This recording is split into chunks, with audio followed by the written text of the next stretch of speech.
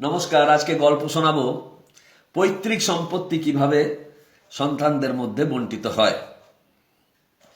সে সম্পত্তি 1,00,000 টাকারও হতে পারে, 10 কোটি টাকারও হতে পারে। অ্যামাউন্টটা ফ্যাক্টর নয়, ফ্যাক্টরটা হচ্ছে বন্টন হওয়া। বাবার সম্পত্তি ছেলেদের মধ্যে বন্টন হওয়া। ভূমিকা করলাম, এবার ডাইরেক্ট পয়েন্টে আসি। মতিলাল নেহেরু নামটা আমরা সবাই জানি, খুব ফেমাস নাম। তার 5টি স্ত্রী। প্রথমটি স্বরূপরানী, দ্বিতীয় থুসুর রহমান বাই, তৃতীয় মঞ্জুরি দেবী, চতুর্থ একজন ইরানি মহিলা এবং পঞ্চম একজন কাশ্মীর মহিলা, যিনি প্র্যাকটিক্যালি তাদের বাড়ির একজন মেড সার্ভেন্ট ছিলেন। প্রথম এবং তৃতীয়কে নিয়ে কোনো অসুবিধা নেই।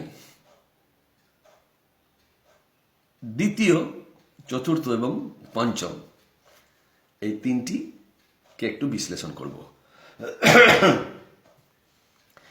দ্বিতীয় স্ত্রী থুসুর রহমান বাই, তার প্রথম স্বামীর নাম মুবারক আলী, যিনি মতিলাল নেহেরুর কর্মসংস্থানের বস ছিলেন।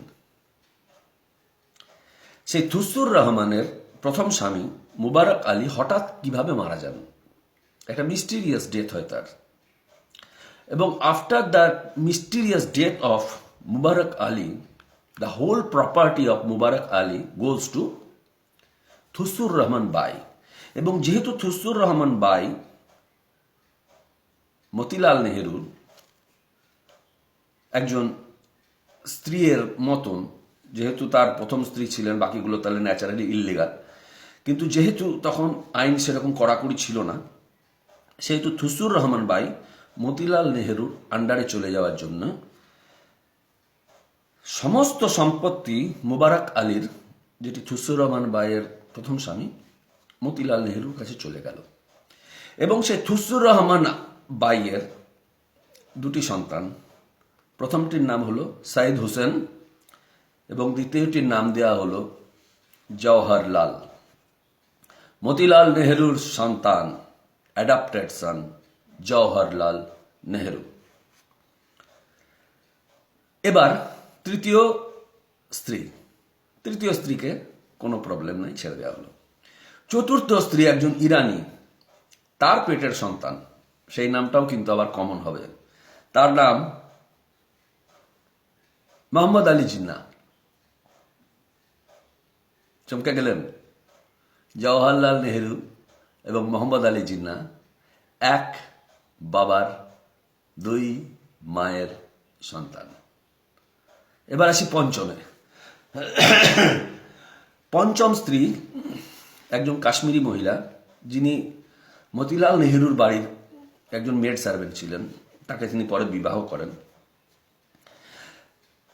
তার যে সন্তান হয় তার নাম শেখ আবদুল্লাহ, যিনি পরবর্তীকালে কাশ্মীরের একজন চিফ মিনিস্টার হয়েছিলেন।